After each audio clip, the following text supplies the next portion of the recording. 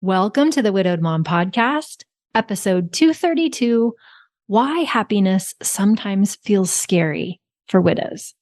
Have you ever noticed yourself feeling happy and then started to worry about it? What does it mean? Did I love them enough? Is the other shoe about to drop? Is it safe to feel this good? Am I doing something wrong in my grief? This is a common experience for widows. And in today's episode, I want to talk about what's going on and what we can do about it. Let's jump in.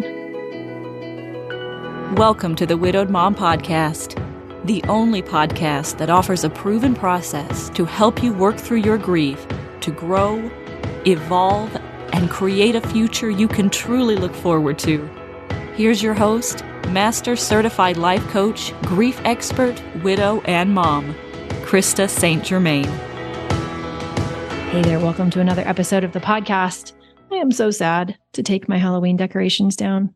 So sad. I feel like Halloween season should just be longer because I have all these cute little skeletons and pumpkins, and I'm pouting about it. But it is what it is, because here we are. It is November. I want to remind you, our Happier Holidays for Widowed Moms event starts today, November 6th, 2023. So if you have not registered, it is not too late. coachingwithkrista.com/free holiday event. I'm going to go live for 3 days and teach you a tool each day. It will take no more than 30 minutes each day. Recordings available if you can't catch them live. And I really want to help you make your holidays easier. I know they won't be easy. That's not the goal. We're just trying to make them easier. And the Happier Holidays event is here to help. So coachingwithkrista.com/free holiday event. And hey, if you're listening to this on Tuesday or even on Wednesday, you can still go and register and just catch up on the replays. And then you can choose. You can either do the free version, or if you want to treat yourself to the VIP version, you can do that too. That also includes an extra 90-minute session on Thursday where I'm going to go even deeper and I'm going to teach and coach and help you out. So go check that out. And then I want to read a couple of testimonials on the podcast that I found that warmed my heart. I always appreciate your testimonials, your ratings, your reviews. And so I have two for you today. One is from 77 Trish M, and it's titled, "Thank You, Krista." And she wrote, "At 42 years old, I never could have imagined me, a widow.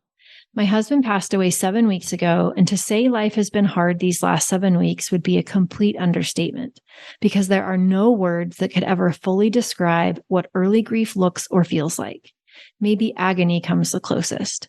One day while scrolling through social media, a sponsored ad for Krista's podcast appeared on my wall, and boy, I am glad it did.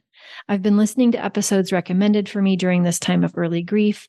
Today's episode number 74, Everything's Okay and Everything's Not Okay, really spoke to my heart and soul.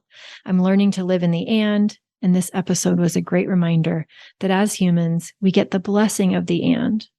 While I'm okay, I'm also not okay."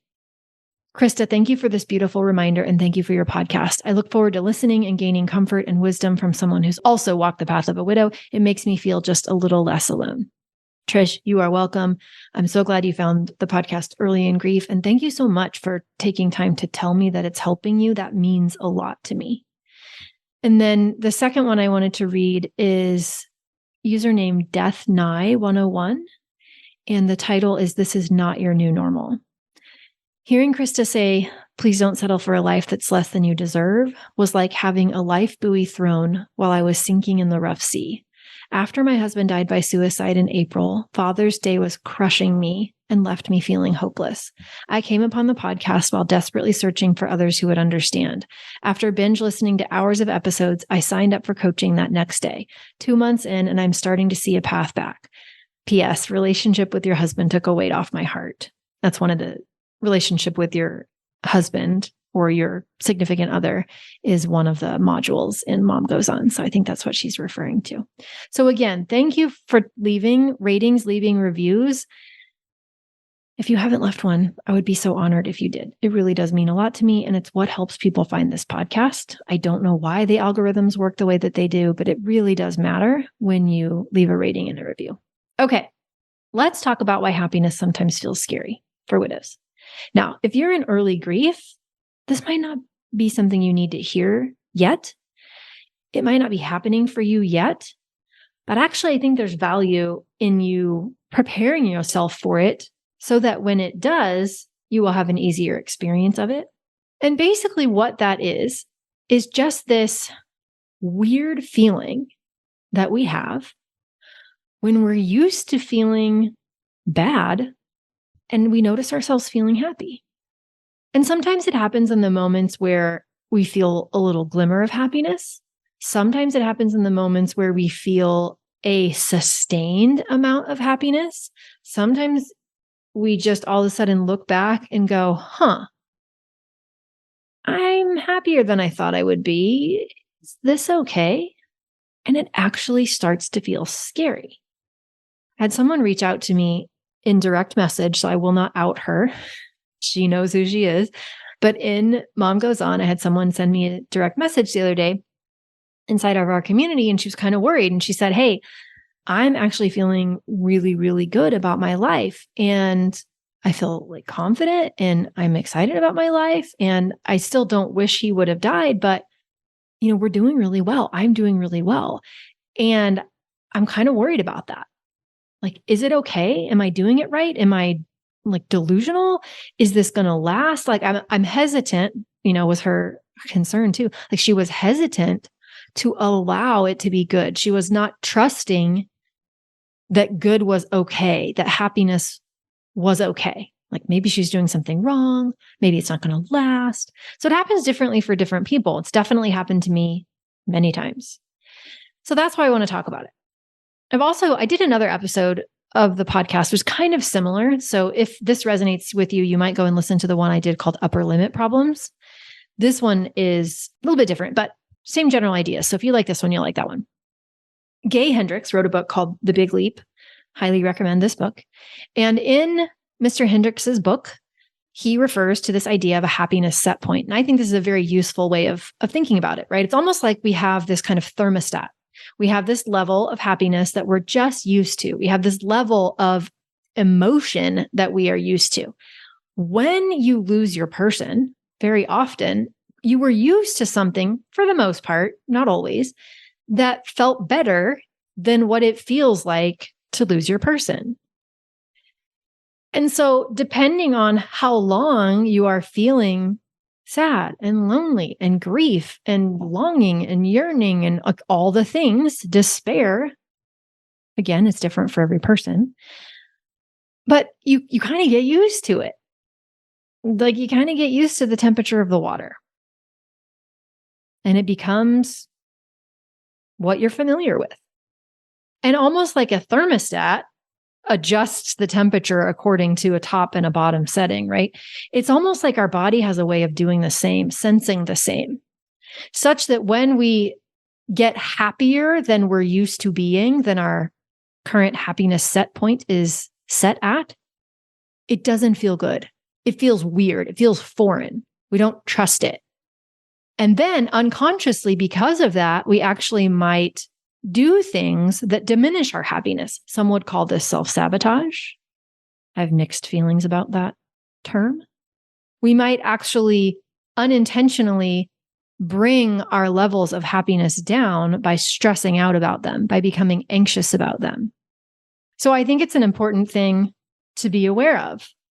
It might be happening to you. If it's not happening to you, hopefully this will help you get ready for it. Because really, yes, widowhood is a chaotic emotional roller coaster for many of us, but also it tends to trend toward the least desirable emotions, especially in the beginning. So doesn't it make sense that if we get used to that level of undesirable emotion, that amount, that consistency, that if we start to then notice ourselves feeling happy, feeling desirable emotion, right? And emotions aren't good or bad or right or wrong, but we tend to classify them as positive or negative, undesirable, desirable.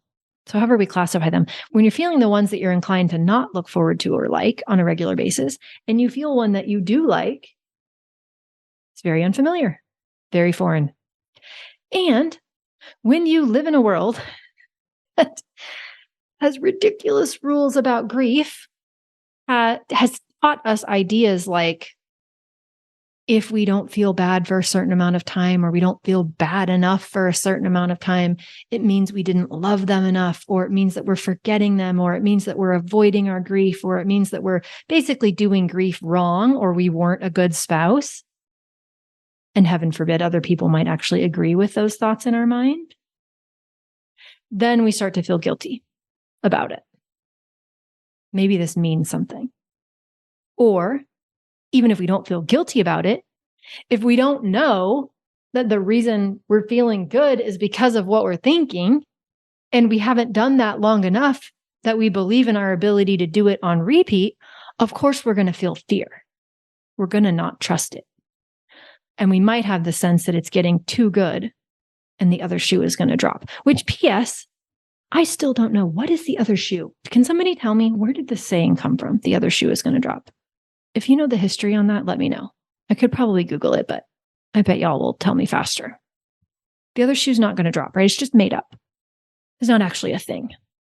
Okay, and then the other thing I think that's happening is that sometimes we have this kind of loyalty almost to being sad because we make it mean something about ourselves if we start to feel quote unquote better.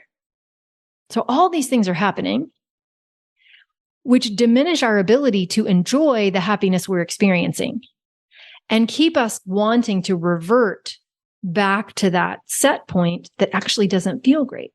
Does that make sense? So what I want to offer is, first of all, just knowing this and recognizing that that could be what's happening for you, I think is really powerful.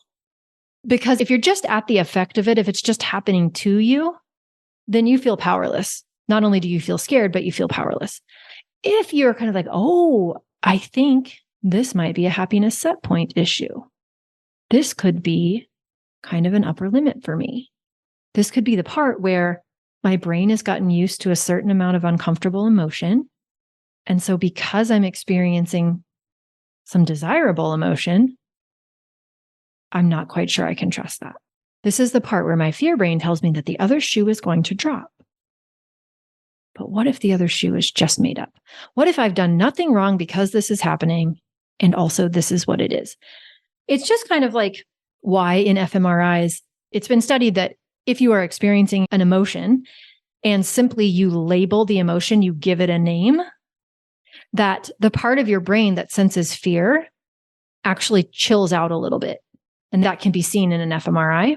It's the same thing here, where just the naming of it, I think, will bring you some relief as it's happening to you. Now, I can't tell you that this happens in an fMRI, but I do think there's something to be said for knowing what's going on and having a term for it, recognizing when it's happening to you, right? And calling it out in a way. And then that allows you to normalize it. That allows you to not make it into a big deal or worry about it or treat it like a problem to solve. That allows you to just say, oh, this is just the part where. This is just what happens sometimes in grief when we get used to a particular amount of emotion we don't like and we start to feel better, that we don't always trust that we can, or that it's going to last, or that part of our brain that's designed to look for danger and keep us safe might associate that with danger. And that's okay. And then we have the opportunity to challenge any of those thoughts that we're noticing. So if our brain is making our happiness mean that we didn't love them or we aren't loyal to them, then we can decide to redefine loyalty. We can decide to redefine love. We can decide what we want to think about how happiness and our love for them can coexist. We can decide to believe that happiness doesn't mean we're betraying them or didn't love them enough or doing grief wrong. It doesn't mean any of those things if we decide that it doesn't. And that's when the mindset shifts can happen. That's when we can support ourselves. And that's when we can start increasing our capacity to feel the good stuff, because our brain isn't coming along and judging us for feeling good or trying to turn that thermostat back down to get us in that set point range. So just know it might not have happened yet. It probably will. And when it does, you can acknowledge it for what it is. It's a happiness set point problem. We can call it an upper limit. We can normalize that for ourselves, not make ourselves feel bad about it, right? We can consider, what are the stories my brain is offering me? Do I want to believe them? And if not, we don't have to. We can choose what we want to think about this and support ourselves. All right? So give yourself permission. It is okay for you to feel happiness at all levels. And it is okay for you to feel fear when happiness shows up. It's all okay. Remind yourself of that. Okay? That's what I have for you this week. I hope it helped you. Remember, happier holidays starts today. Go register coachingwithkrista.com/free holiday event. And I will see you on the podcast next week. All right. I love you. And you've got this. Take care. If you like what you've been hearing on this podcast and want to create a future you can truly get excited about even after the loss of your spouse, I invite you to join my Mom Goes On coaching program. It's small group coaching just for widowed moms like you, where I'll help you figure out what's holding you back and give you the tools and support you need so you can move forward with confidence. Please don't settle for a new normal that's less than what you deserve. Go to coachingwithkrista.com and click Work With Me for details and next steps. I can't wait to meet you.